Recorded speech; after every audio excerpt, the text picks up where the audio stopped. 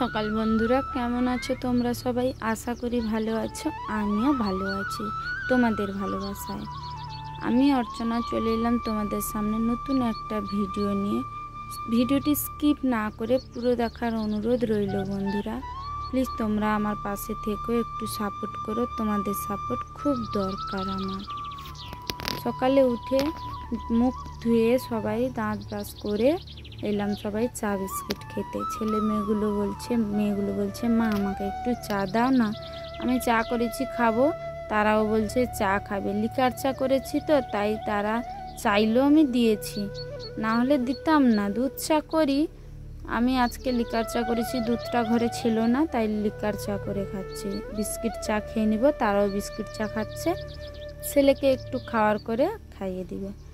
এই দেখো ছেলে কীরকম আদর মাকে করলো। দেখো মেয়ে ছেলে সবাই যখনই একটু মা আদর করে ছেলে মেয়েদেরকে তাদেরও খুব ভালো লাগে, বা ছেলে মেয়েগুলো যদি আদর করে মা বাবাকে, মা বাবারও খুব ভালো লাগে। এটাই আমাদের খুব একটা প্রিয় জিনিস। রাগ করুক বা কিছু হোক, একটু যদি মেরেছি বকেছি একটু আদর করে দিলে তারা মনে করে খুব ভালো একটা জিনিস।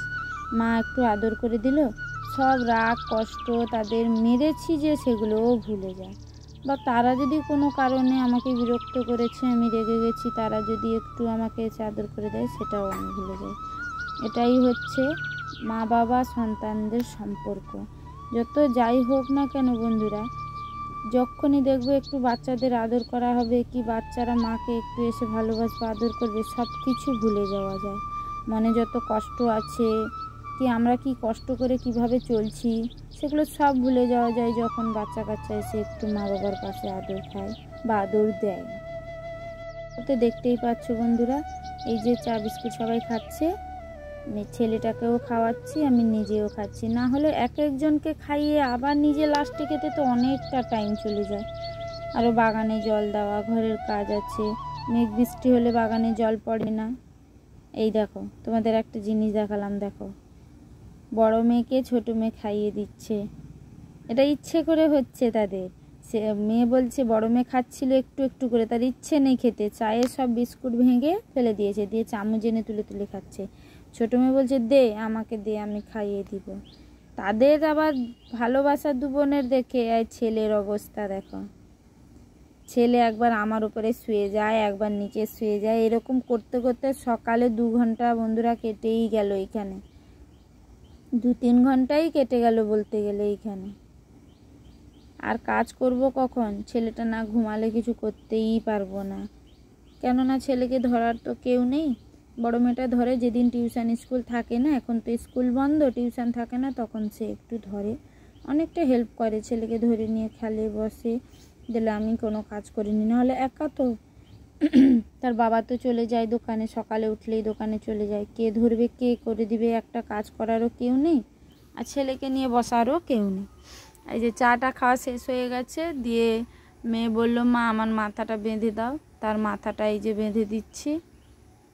বলছে আমার চুলগুলো এলোমেলো হয়ে যাচ্ছে মা, একটু মাথাটা বেঁধে দাও না। সে একা মাথা বাঁধতে পারে না, এমনি আঁচড়ে নেবে কিন্তু মাথাটা বাঁধতে পারে না ভালো করে, নিজে একা একদমই পারে না, আঁচড়ে নেয় বাঁধতে পারে না। তাই মাথাটা তার একটু বেঁধে দিলাম। মাথাটা বেঁধে সে পড়তে বসবে, আমি ছেলেকে নিয়ে বসবো, ছেলে ঘুমালে তখন কাজ করব।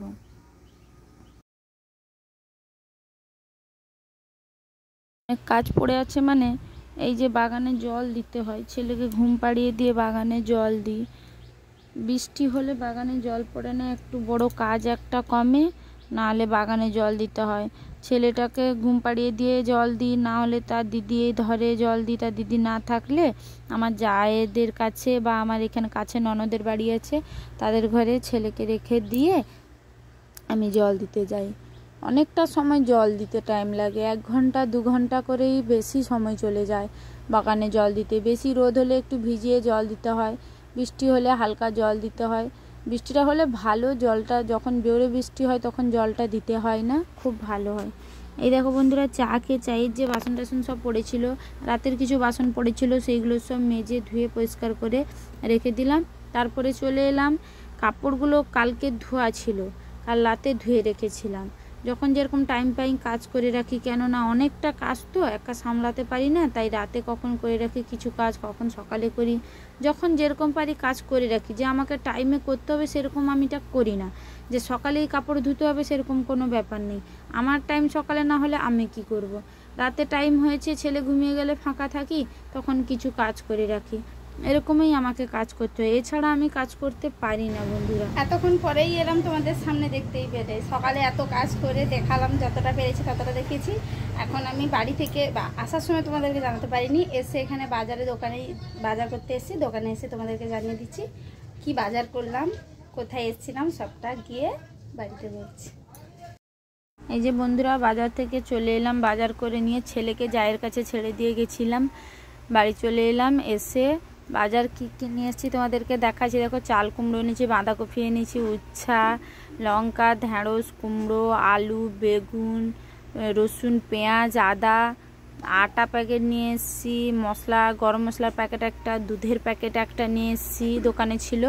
আর নিয়ে এসেছি মাছ নিয়ে এসেছি তোমাদের দাদাভাইয়ের জন্য ভোলা মাছ কটা নিয়েছি, আর আমাদের জন্য চারাপোনা নিয়েছি। পরে দেখাচ্ছি মাছটা কেটে, তারপর দেখাচ্ছি। চারাপোনাটা বাইরে আছে।